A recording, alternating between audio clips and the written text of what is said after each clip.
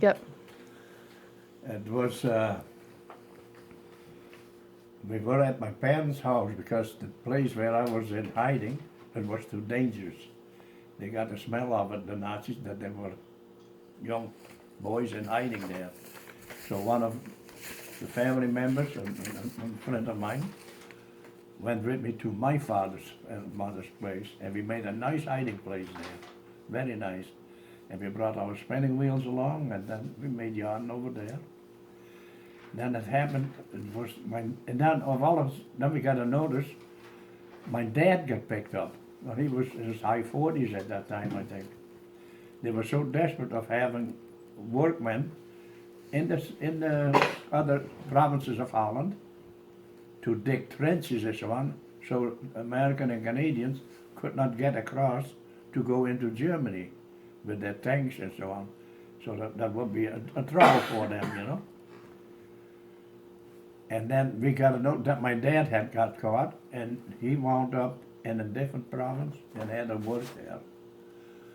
Well, we felt very bad, and we had another guy that my folks had taken in, and he got caught by us. He was, behind the house, splitting wood. And the other friend of mine from the Brunswick, and we behind the spinning wheel, and my friend looked out the window and said, "Oh, there are about 3 or 4 Nazis on the corner here, we have to be careful." And he went back at the spinning wheel again, but he didn't feel right, so he went back to the back of the house and tell Pete was his name, the other guy, about those Nazis. "Oh, how many are there?" "Oh, 2 or 3. Oh, he said, "They probably won't do nothing." And he was hidden behind a lot of trees or so. But they heard him splitting wood. Didn't they catch him, and they took him along. And he wound up finally from one prison to the next, and then he came in the province of Drenthe, where he was from originally, to work for the Germans. But then they had so many more people coming in, they didn't have enough room no more where to put them. Then they asked people if they would take them in, and then he had a promise, of course, that those guys would not run away, because then they would be killed. And then he had to go back to work again.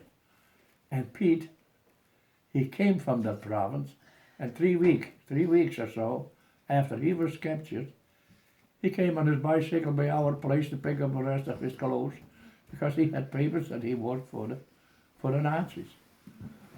And that turned out very well.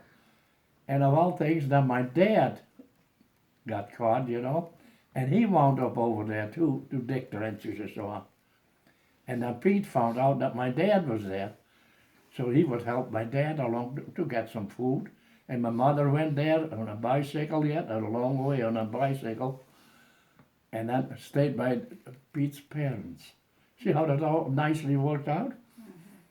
And then it was getting closer that in 45 then, in the beginning of 45, no, in the beginning of summer in April, I think, I'm not sure, that my dad and a lot of his prisoners with him, they moved him because there were so many planes flying around, and he would shoot at everything that was moving. If a train was moving, or a bus, or if there was a car, they would go 3 times around with the planes, and then they would shoot them so they couldn't move no more.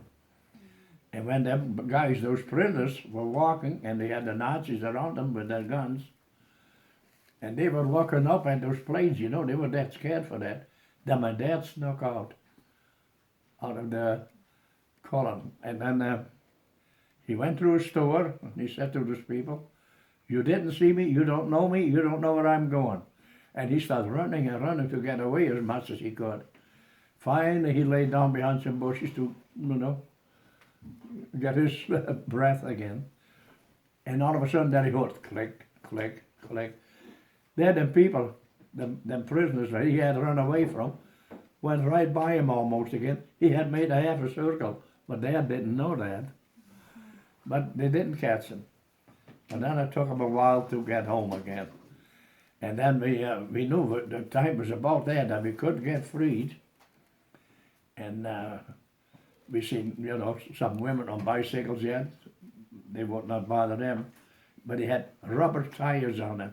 not regular tires with air in it, but strips from old automobile tires, and they would splice that on there some way or the other, and that was boom, boom, boom, of course.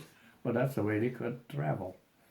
And then an old man came by there too with a stick in his head. Yeah, well, he looks tough. We hope he makes it because he's about dead the way he walked, you know. And then it happened a little later. Then a neighbor boy came in the house, and it had been my mother's birthday, April the 9th. And he said, Mrs. Vander Woude, I want to wish you a happy birthday.